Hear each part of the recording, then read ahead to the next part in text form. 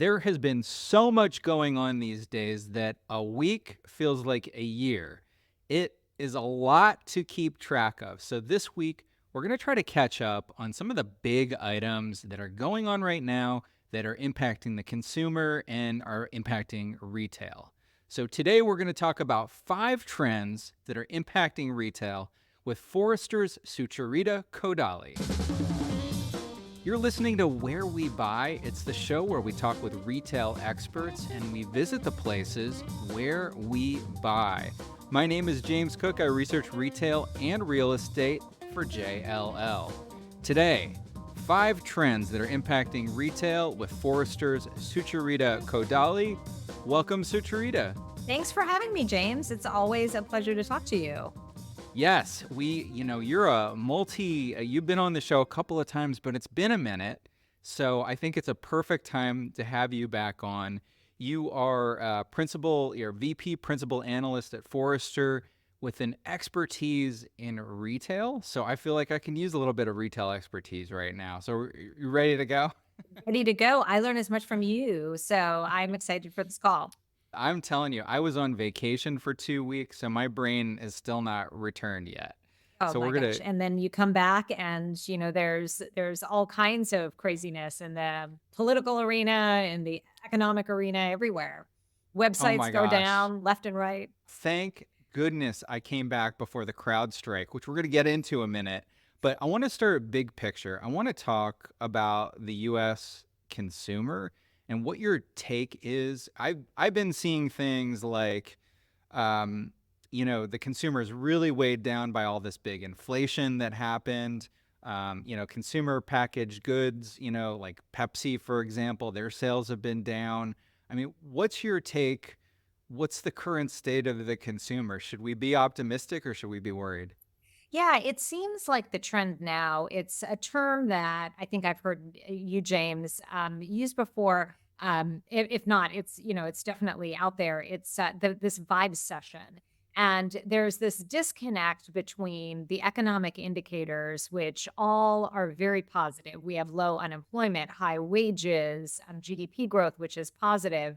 And yet at the same time, we have extremely low consumer confidence. If we were to go back 50 years in time, there were only a couple of times in recent American history, like, kind of the 2008, 2009 mortgage crisis, during the late 1970s, the oil crisis. Those are the only times that the consumer confidence levels have been as low as they are right now. And it doesn't seem to make sense if you're employed and you're making more money than ever before, why you would be distressed. But I think that there's a lot that's going on. I mean, there is a segment of the consumer base where they may not be doing as well. They could be saddled with student debt. They, kind of may be dealing with health repercussions from the pandemic. I mean, there are any number of reasons that a consumer could be socioeconomically, kind of disadvantaged in this economy. But we also can't count out other factors too. And 2 of the big ones are the highly politicized environment. I mean, it's well known and well documented. The most obvious public source information is when you look at YouGov Economist surveys, and they show a very, very high correlation between people who are dissatisfied and who's in office. So during the Trump administration, Democrats were generally disenchanted with the economy, in spite of the fact that, in 2019, the economy was doing very well. And then same thing in the reverse is now that, we have a Democrat in the White House, you have Republicans who are very distressed with the economy. And some part of it also, James, is just a lack of understanding. There was another poll, a Guardian Harris poll, that showed straight up that people thought it was the highest unemployment rate ever. And that's just factually incorrect. It's the lowest unemployment rate in several decades. So you have all of these factors, I think, leading to this perception that we are in economic doldrums. And some of it could also be just concerns, worry, fear that the other shoe's going to drop any minute. Another economic indicator is the stock market, right? I mean, the market is at an all-time high. Um, kind of there's a lot of very, very strange cognitive dissonance between what's actually happening and what people think is happening. I draw this connection with shopping centers. And if you ask the person on the street, they're like, "Oh, shopping centers must be, doing terribly. Online retail has killed them." Yet at the same time, we have the lowest vacancy rate we've ever had, and it's a real landlord's market out there. Tenants are demanding space, and so it's kind of like there's a narrative that builds despite all the reality. And we're not going to solve this today, Sucharita, but I mean, there's got to be a way where the information people consume reflects what's going on in the real world. I don't know. Yeah, it's I mean, I try to educate, kind of people of what I hear and see, but it's a larger narrative, and maybe some of it is clouded by these locked loops of social media, and kind of people getting kind of they view one thing and then they see 85 other stories reflecting the same point, and Right. it's sort of like, well, they don't know what they don't know when that's what you see. Yeah, I feel like the TikTok and YouTube algorithms that serve you very narrow things. I mean, that's got to be a part of the problem, I would imagine. Yeah, But yeah, I anyway, noticed, I started to notice that on Instagram where, you see one thing and kind of then the next few times you're on, you're like you see only those things. And then like out of the blue, it'll be like, I used to follow that guy, whatever happened, because I used to like his posts. And then kind of unless you go back and actively seek that person, you'd never, you'd kind of just forget that they ever existed. And it is baffling. Like it's amazing the power they hold over what is in front of us, these large, technology companies, these consumer facing technology companies. But at the same time, it's clear that they are not generating what is in anyone's best interest.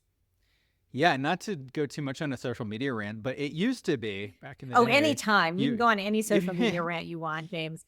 it used to be you would follow accounts, you would follow people, and that's what you would see in your feed. But it seems to be now that every social media company wants to curate the feed specifically to you, regardless of whether you follow these people or not. So you don't even have control over what you consume, even if you try to exert control over Exactly. it. I mean, Twitter is a great example because they have that, the people you follow and then like for you. And, kind of, I always want the people I follow, but like every, few weeks I come back and it's been defaulted to, kind of these randos. And I'm always like, who did this? Well, I did not ask for this. If I could, just eliminate it altogether, I would, but kind of clearly it's very, it's very much in their self-interest. I mean, they're media companies and, I mean, they've got, their own reasons and their own monetization strategy that is distinct from, kind of the kind of information that I'm seeking out. And that's the large story with all of social media. Okay, let's move on to topic two. I'd love to talk more about, well, we were talking about the consumer and social media, but let's get into let's lately dive into another very deep topic, which I think is AI, AI and retail, and how it's being used by retailers, how can it be used by retailers, how should it be used? What have you been covering as far as AI goes in your work? Yeah, and this is, I would say, another, that second big trend is just, kind of the amount of talk about Gen AI. And the truth is that AI, which is so many different things, it's everything from robotics to machine learning and sophisticated personalization algorithms. It could be camera vision, fraud detection on, kind of in a payment system. There is so much that is under the umbrella of AI. And many of those things are things that retailers have adopted to varying levels for decades now. So when kind of when people started to talk about the AI revolution and, kind of the crazy valuations of some of these AI companies a few years ago, I was sort of like, I'm surprised it took people this long to come to the party because kind of machine learning algorithms have been positively impacting so many types of businesses, including retail, for a long, long time. And my bigger question is, how much more is there to be had when a lot of the gains, kind of companies like Amazon and others have been reaping the benefits of for a long, long time. And, when we look at what are some of those use cases, when we look at some of the most important retail technologies that retailers have, whether it is a retail planning system, inventory management, kind of a warehouse management system, an order management system, their fraud detection, even marketing technologies. These are all technologies and solutions that have been broadly deployed in retail since the 90s. And they get better and better. And certainly, kind of more data processing capabilities, the cloud capability, all of these things have brought the cost down. They've enabled greater compute power to allow more sophisticated algorithms to run. But I don't know that things like generative AI are so transformational in retail yet. When we look at what are the use cases of Gen AI, literally the use cases that people come to us with are like, well, we put a chatbot in, and it's like, chatbots existed for a long time. And the best use cases, honestly, James, of chatbots are not consumer facing. I remember like more than a decade ago, somebody was like, kind of the biggest customer of our chatbot functionality is the FBI and, kind of the legal, Okay. kind of law enforcement because they use chatbots to basically have, kind of conversations with like predators online. So that's really kind of some of the more, kind of useful use cases versus, necessarily in a customer service setting where 9 times out of 10 people just want to be connected with a human anyway, because the whole reason that you're connecting with customer service is often some exception to a rule where you need, kind of to explain somebody your situation and, kind of you're asking for some exception to whatever is the standard operating procedure, which a chatbot is not necessarily well equipped to resolve anyway. Another use case is like in text summarization. It's like, kind of kind of will input, a bunch of logs from a customer service call, kind of a whole bunch of records from a call center, or I'll input a whole bunch of transcripts from a focus group and try to get summaries of that content. I mean, there's value to that. Is that so transformational in the course of, kind of how you're operating as a retailer? I don't know that that's necessarily the case. That is not more transformational than being able to optimize your inventory allocation or your markdown strategy. Those are things that are far, far more important than, kind of summarizing, 500 pages of focus group, kind of transcripts. So that's, I do think that there's a little bit of hype around some of these, kind of newer AI topics, even things like camera vision, kind of I think are interesting, but they're very expensive. And things like just walk out technology or kind of camera vision for a cashierless experience. There are use cases that make sense, but they're not necessarily, kind of roaming around in Target that, it applies.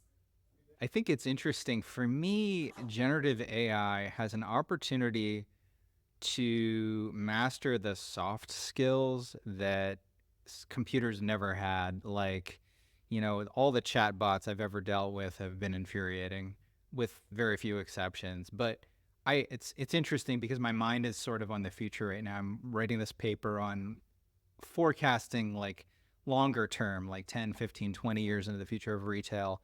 And one of the things we've been talking about and looking at is having AI agents that are assigned to different tasks in your life. So you might have a style agent that helps you purchase clothing on your behalf, knows your exact fit. You've got a digital twin, so it knows what the clothing would look like on you. When you buy something, maybe your agent negotiates a price with the agent of the retailer. So you've got, I know people are afraid of dynamic pricing, but ideally it would get you the best price possible.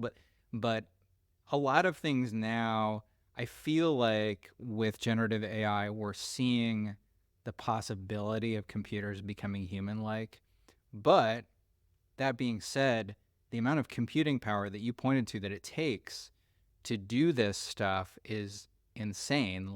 And we're not going to have enough electricity and data centers in the world to power all of these, AI models. So it's going to require, I don't know, well, maybe quantum computing fixes that. I don't know. At Yeah. this point, it becomes science fiction.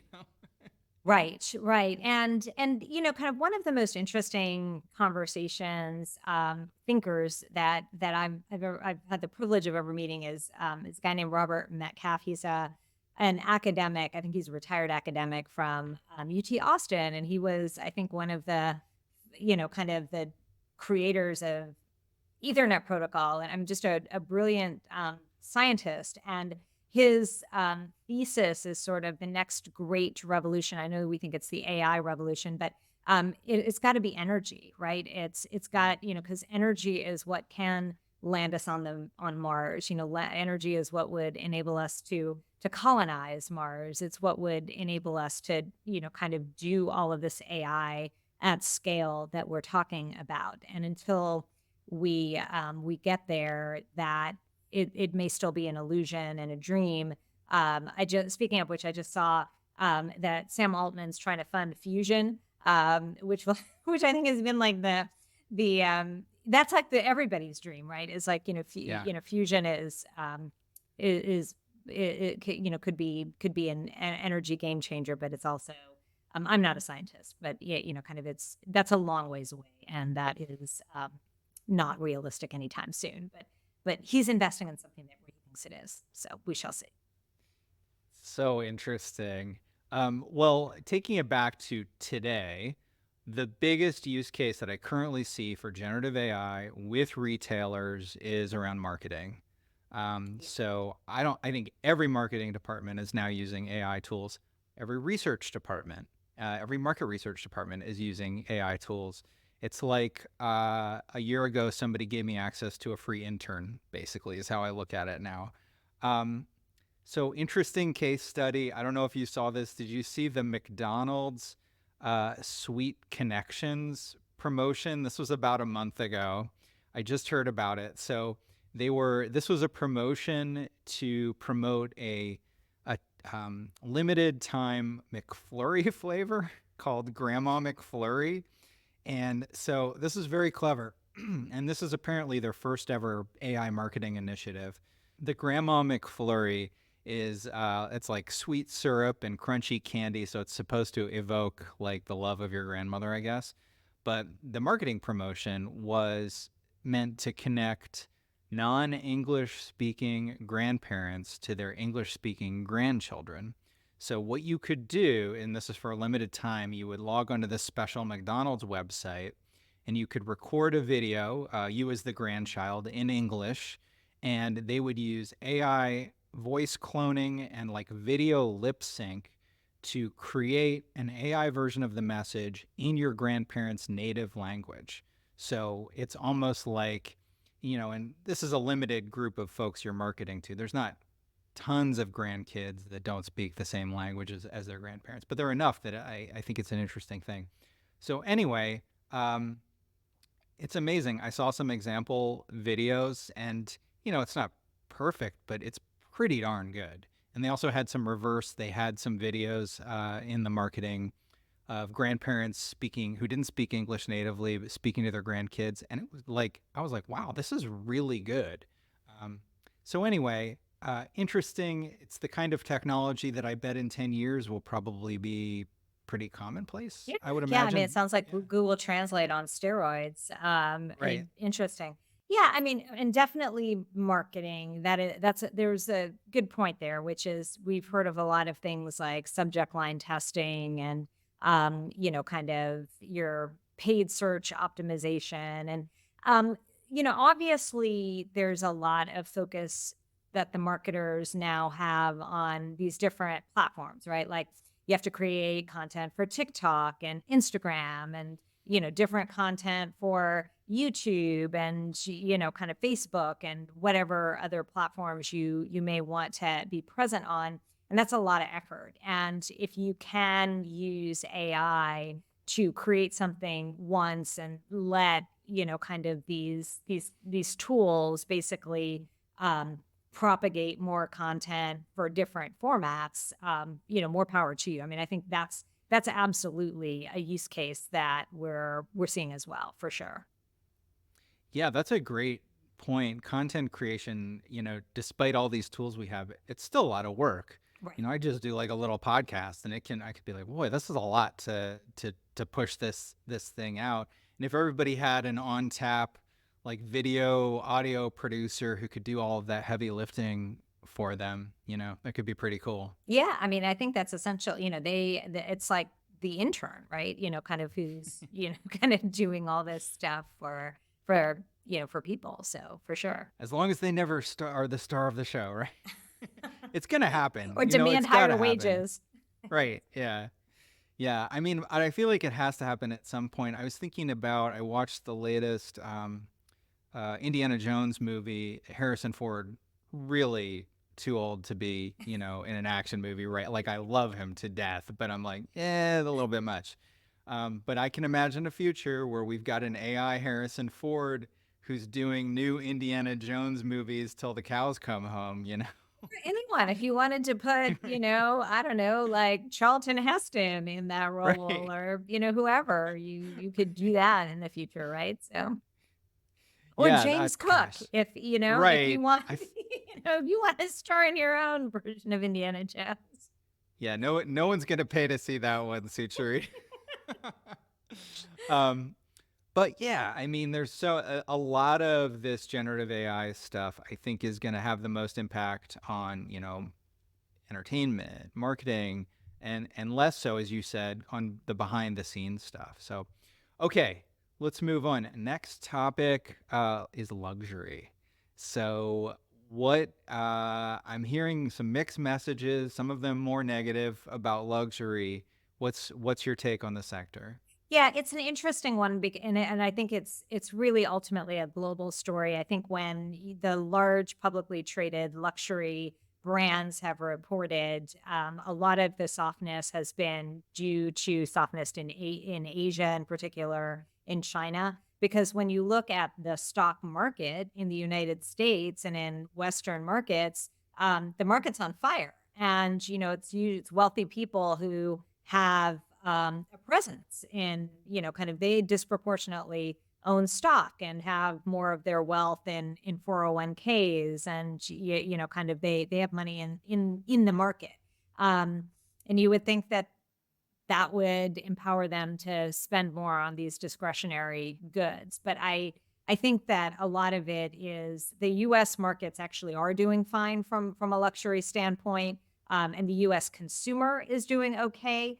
But a significant part of luxury spend has in recent years come from two places. One is overseas, and the other is tourists coming to the United States. And I think that in some of these markets like New York or Las Vegas, from what I heard, James, you probably know better than I do. I don't know that things have recovered to 100% of where they were pre-pandemic, from a tourist standpoint. So you don't have, kind of those affluent shoppers from overseas hitting the Louis Vuitton stores and, whatever in, the Bellagio. And then you also just have the softness with the Chinese consumer, which has been buoying a lot of those luxury brands for many years. And the big question is what happens to the Chinese consumer in the next decade? There are geopolitical forces that are seemingly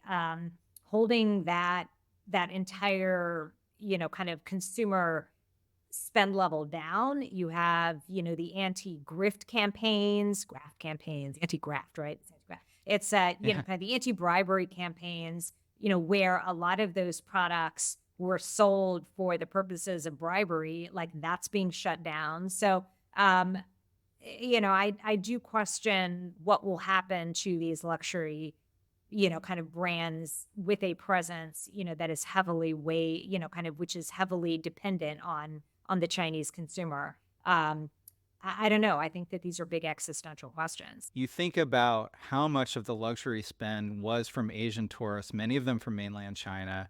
And yeah, I have looked at the numbers. Those tourists have not really come back yet. Most other groups have. And domestic tourists in the U.S., those are exceeding pre-pandemic levels. We've got European tourists, but not from China. So, talking a little bit more about luxury, I want to jump into Saks and Neiman. So Saks is proposing to acquire Neiman Marcus. These are two historic luxury department store competitors. I think if they come together, for me, I'm a retail real estate researcher is my primary thing. So I'm often thinking about things in real estate terms. And so for me, they're two different sectors. They're the department store sector, and then they're, the other luxury is like the luxury boutique, Fifth Avenue, Rodeo Drive. But from a consumer standpoint, the luxury goods that are sold between both of them are equal. So I'd be interested to hear, what do you think if it does happen, if the FTC does approve it, if Saks does acquire Neiman, what do you think that impact would be down the road on the luxury business in the US? I used to work at Saks, and kind of one of the things that I did not have a handle on until I joined was just kind of a high level explanation of luxury. So I'm going to give like a 30-second overview. So the highest of high end luxury is those very top tier brands in Saks and Neiman Marcus. And even within those brands, there are high tier brands that don't even sell there. Like Hermes isn't really in either Saks or Neiman's. And the highest tier of the brands are Hermes, Chanel. Lesser is Louis Vuitton, but still it's pretty high end. Am I forgetting? Like there are like, and then you also have like, very high end watch brands like, Patek and, I mean, Rolex has like kind of, not even quite as expensive as Patek, but Audemars is another, kind of really high end brand. And there are super high end brands, some of which are sold in Saks and Neiman's. But Saks and Neiman's, for that reason, are at, kind of the highest tier of department store luxury. Nordstrom is not Saks and Neiman's. Nordstrom is a tier down. They'll have some, they have a few like Christian Louboutin SKUs, but, for the most part, like Nordstrom is that next layer of high end.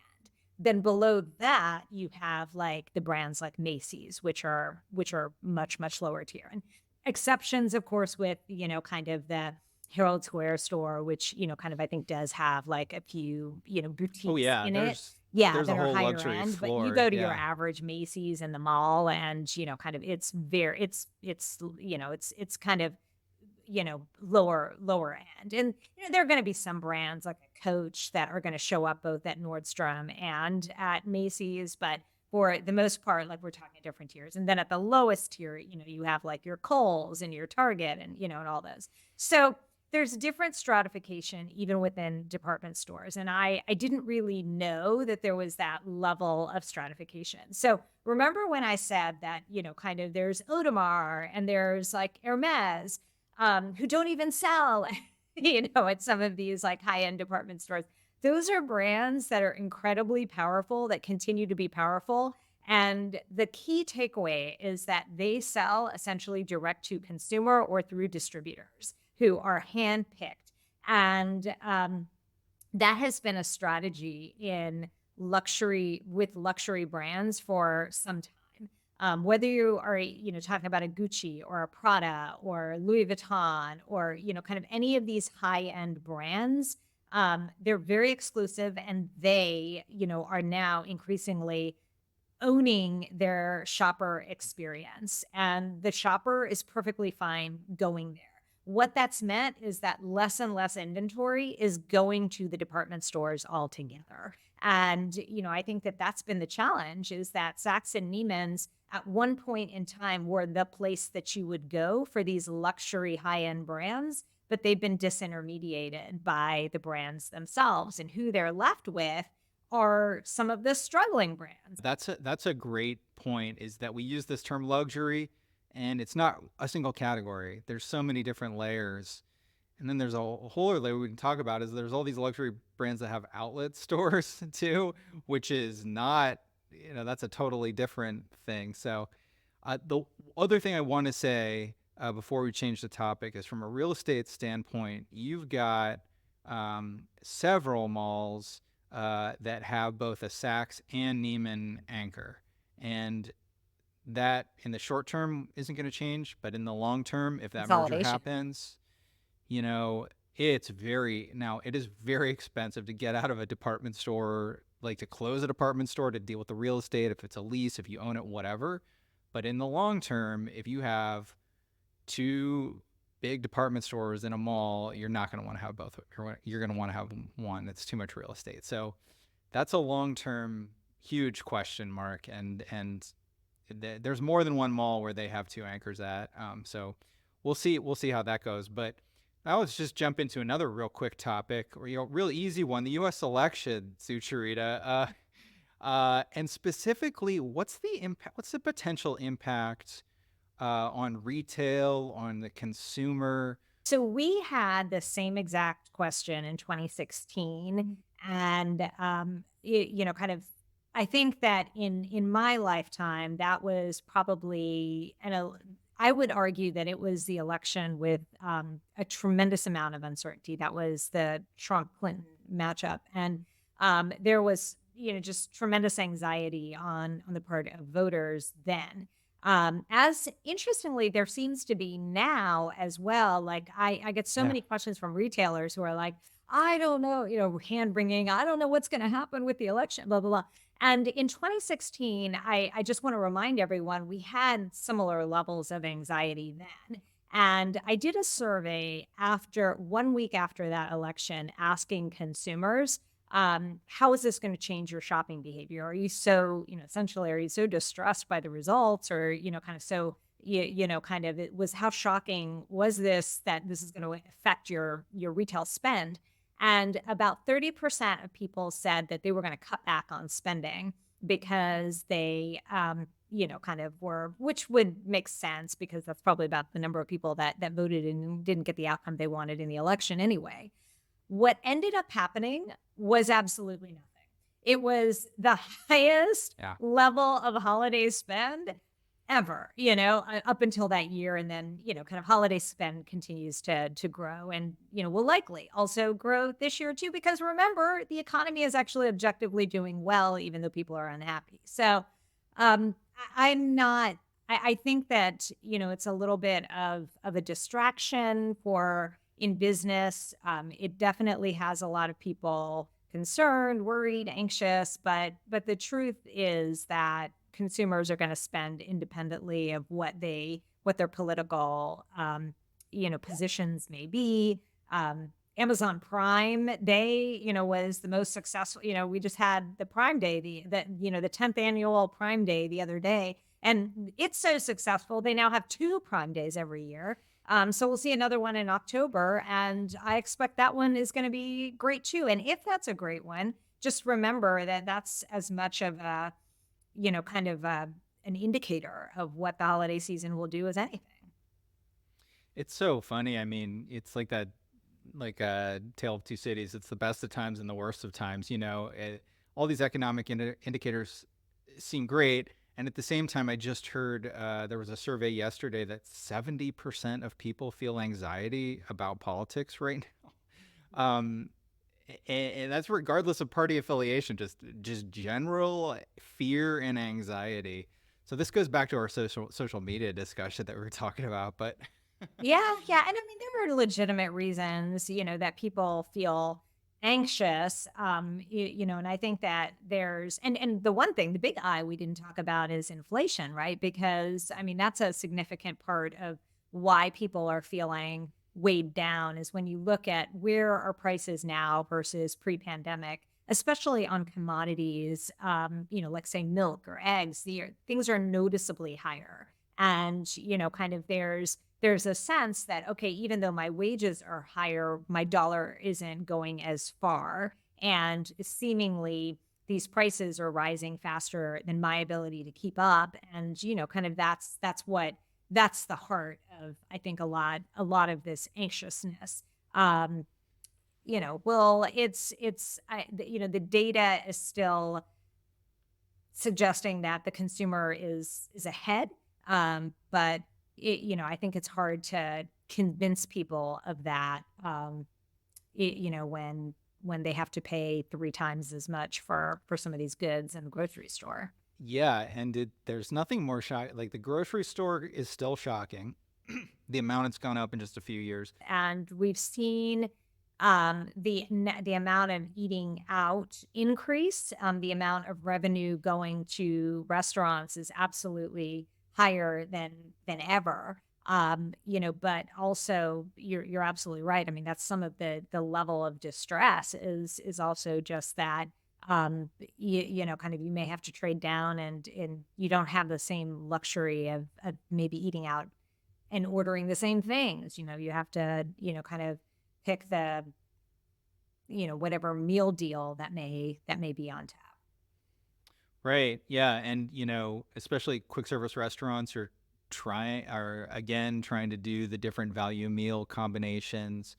But that's a real trick too, offering a deal that doesn't hurt your bottom line too much, but entices people to come in. You pointed this out at the beginning of the call is that these CPGs, like, because they went out of control and raised their prices, the consumer packaged goods companies through the pandemic, and they were all happy because their numbers were up, even though the units sold were down. And it's sort of like, well, then what happened is that people traded down and they started buying private label because we saw all of that in consumer surveys. And now, kind of if people are pulling back altogether, it's sort of how do you reacquire those consumers? And it's like the only answer is you got to lower your prices or have more promotions. And then, kind of your numbers are not going to look so good, kind of compared to, during the peaks of the pandemic.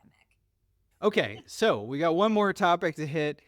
This is not a topic I'm an expert on, but I thought it was interesting because we had the big CrowdStrike failure this week. For folks that maybe were living under a shell somewhere, this is the CrowdStrike was the one of the big software packages that updates the security protocols for Windows. Basically, everybody's Windows computer stopped working on July 19th, which was last Friday. For quite some time. I think the biggest impact was for airlines. We had, hundreds of thousands of flights canceled, and thank goodness I'd come back from vacation before that happened. No Because they kidding. were like, there was a video, I saw a video of people at O'Hare, and I was like, oh man, we were just there. Thank goodness we came back in time. But Dodge that. right. So I did some digging because I want to know, was there a big impact on retail? I think it was kind of middle, and it kind of depended on what country. So Australia was hit the most because of time zones. They're the ones that um, got the worst of it before they kind of figured out what was going on with the CrowdStrike update. So a lot of issues with retail in Australia. In the UK, there were a lot of reports of shops putting up cash only signs, which is interesting because I just came back from the UK. That's where I was for vacation. and a real big trend of cashless stores in UK, much more than in the US. So I don't know what those cashless stores did. Maybe they just had to close their doors. But the other big retail impact, well, a couple of interesting ones is a bunch of the billboards, electronic billboards in Times Square went dark, which was interesting. But then Starbucks, the order ahead app was having some issues. So at select Starbucks locations, there were a lot of lines out front. So, we don't even realize it, but how much I use order ahead so much now for so many different things. And when it first came out, I was like, oh no, I'm not going to do that. I love, but now I just everything I'm ordering ahead. So, if that goes down, there could be some real issues. So, medium impact on retail. In the US, probably light impact with CrowdStrike. It's one of those situations where this software, so many people use it. All of our eggs in the US economy basically are in this one basket. Is there even a way, and I know this isn't necessarily our area of expertise, but is there a way to avoid something like this in the future? You just have to trust the software companies that they'll figure it out. Yeah, it sort of falls in the kind of in the same bucket, I would say, as like supply chain snarls, even, kind of massive data breaches. These are all issues that affect business continuity. So how do you address it? There's one really big way that companies are addressing it, which is they buy business continuity insurance, or kind of very specifically for data breaches. This wasn't a data breach, but kind of in that same vein, or like, is there cyber insurance? So I imagine that the insurance companies are kind of doing a brisk business selling those policies to companies where it's now essentially essential to purchase that insurance, especially if you're a public company. And you have to disclose your risk factors. This is indeed a risk factor. The As far as like other what I have heard, I did see some messaging from, for instance, the head of the FTC, and I imagine that politicians will be calling for kind of reviews of this. So I do think that there are going to be some companies that are called to the carpet on this, and they are going to have to justify what's happening now. And these are downstream companies, like kind of we're not kind of what do you even do to make sure that kind of there's not one single point of failure that is going to affect an economy. And I think that that's where the government could potentially force kind of redundancy, or they may be able to force having a second player in kind of a bidding scenario, or maybe you have some scenario where you always force a duopoly kind of in the course of kind of these solutions. But honestly, James, I mean, I think that insurance is the most of what you can do as a business person. As a consumer, what can you do if you're a user of these services that may collapse at any moment? I don't know that there's an answer. I mean, Yeah, there was a piece that I read about CrowdStrike that said some of the businesses that suffered the most were the small businesses. Because, a big enterprise, a Fortune 500 company, they've got a whole IT SWAT team that's going to be there, and whatever has to be updated, there's a group of experts that are going to fix it.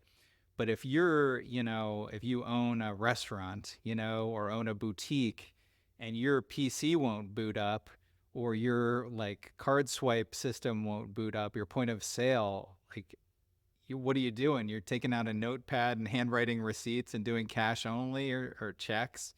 I don't know if anybody uses it. Do people use checks? Anyway. what there's still people, because Target just said they were going to stop accepting them. So Oh, I missed that. Oh, that's a story. Oh my goodness. I For a while I was still occasionally writing checks to pay. There was like one bill I was paying, but that was a while ago now. The whatever generation is coming online now isn't even going to know how to write a check. Exact Oh, yeah, they don't know how to write checks, they don't know how to address envelopes either, but, That's another one. I didn't even think about that.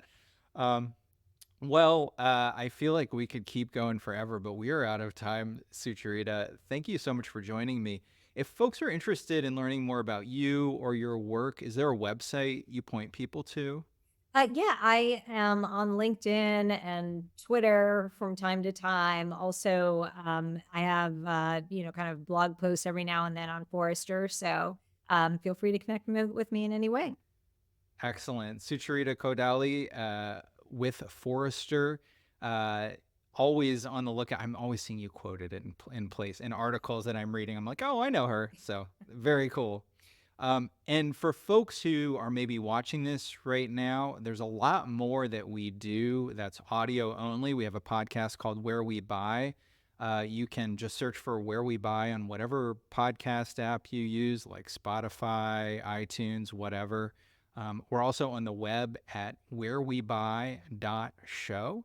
The latest episode that's out is about the family entertainment center chain Boomers Parks and how they're growing. And notice a trend here. Our next episode is going to be on the pickleball chain Pickler. So we're doing a little bit of an entertainment series coming up. So be sure to subscribe so you don't miss any of that. If you have a question about retail, shopping centers, or retail real estate, you can feel free to connect and message with me on LinkedIn. Just search for James Cook, JLL.